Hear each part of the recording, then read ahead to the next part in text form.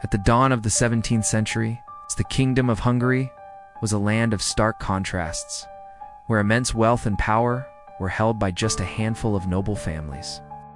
Towering above them all was the House of Bathory, a dynasty synonymous with influence, riches, and a chilling aura of fear.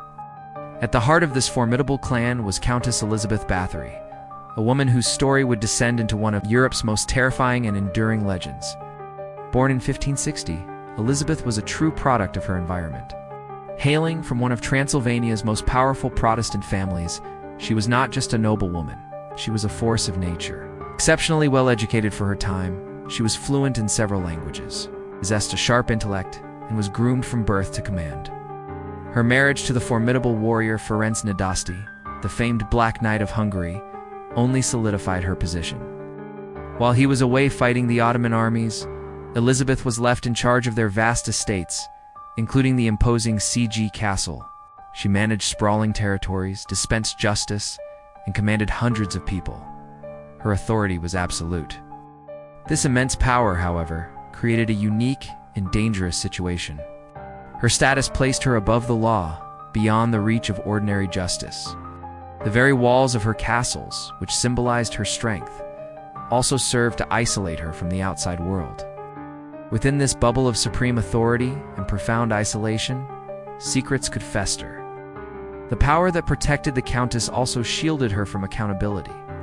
It was in this vacuum that whispers began to circulate, rumors that would slowly grow into a storm of horrifying accusations.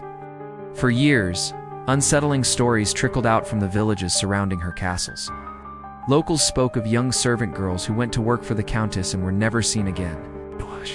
They whispered tales of strange disappearances of families who mourned their daughters in silence, too terrified to speak out against a woman of such immense power.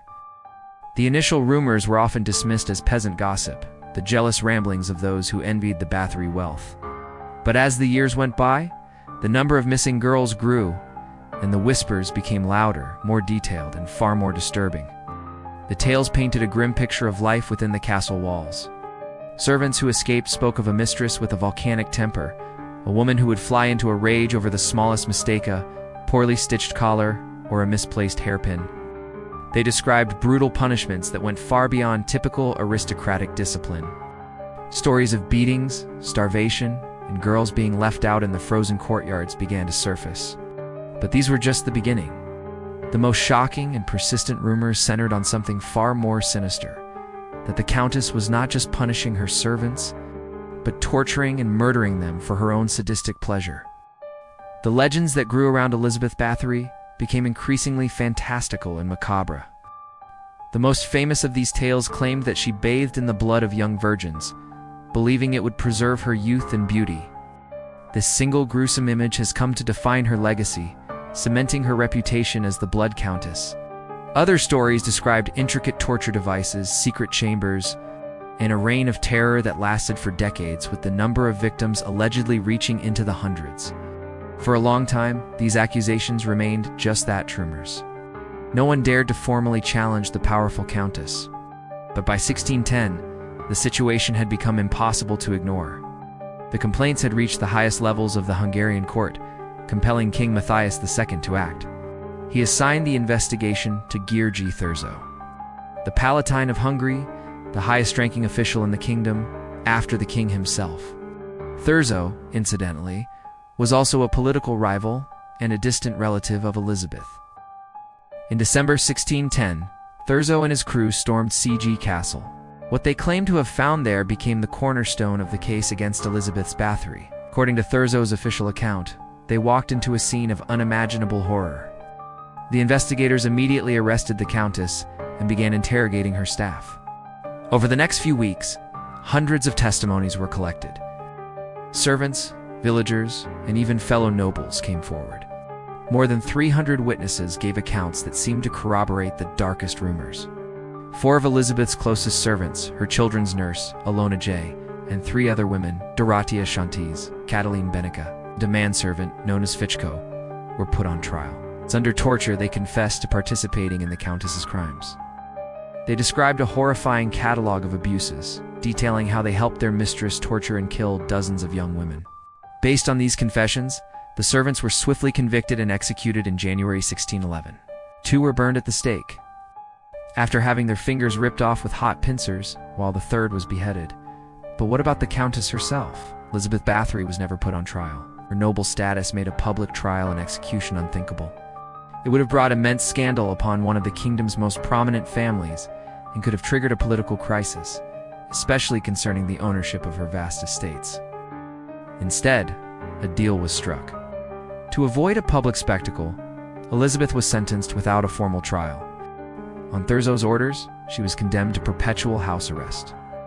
She was walled up within a set of rooms in her own castle at Szeged, with only small slits left open for food and air. Her name was to be erased, her story silenced. She remained imprisoned there for 4 years, isolated from the world she once dominated. In the summer of 1614, a guard noted that her hands were cold. Countess Elizabeth Báthory, the once mighty aristocrat, was found dead in her solitary confinement. Her death, however, was not the end of the story. It was the beginning of a legend. But as centuries passed, historians began to look closer at the evidence, and the seemingly straightforward tale of a monstrous killer started to unravel. Was Elizabeth Báthory truly the most prolific female serial killer in history? Or was she the victim of something else entirely, a conspiracy fueled by politics, greed, and misogyny? Let's re-examine the case. First, consider the political climate.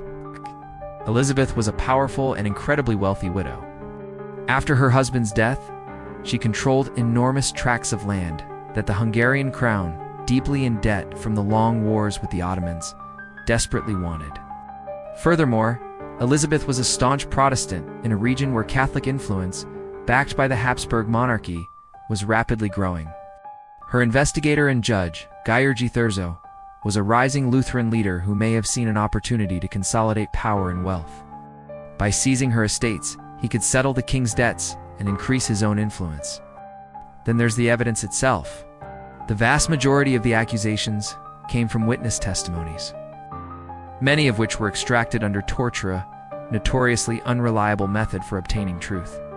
The physical evidence described by Thurzo's men at the castle raid was never independently verified. No official records of the bodies or the torture devices have survived. The most sensational claim that she bathed in blood didn't appear until more than a century after her death, suggesting it was a later embellishment to an already dark tale. Many of the witness accounts were also contradictory and filled with hearsay. While there's little doubt that Elizabeth was a harsh and likely cruel mistress even by the brutal standards of the 17th century, the leap from severe discipline to systematic mass murder is a significant one. Some modern historians argue that the charges were wildly exaggerated. They suggest that Elizabeth may have been running something akin to a finishing school for girls from lesser noble families, and that deaths from disease, which were common at the time, could have been maliciously reinterpreted as murders. The narrative of the evil, vain woman using blood to retain her beauty also plays into age-old misogynistic tropes. Powerful, intelligent, independent woman who controlled her own destiny was an anomaly in the 17th century, and often a target for suspicion and slander. Was it easier to believe she was a monster than to accept she was simply a woman who wielded power like a man? So who was the real Elizabeth Báthory? Was she a sadistic psychopath who used her power to commit unspeakable atrocities? Or was she a formidable but ruthless aristocrat whose enemies concocted a brilliant and terrifying smear campaign to destroy her and seize her fortune? The truth is likely buried somewhere in the murky depths between these two extremes. She may well have been a cruel and abusive woman, responsible for the deaths of some of her servants. But the fantastic scale of her alleged crimes, the hundreds of victims and the bloodbaths may be the product of political intrigue, mass hysteria, and the dark power of legend.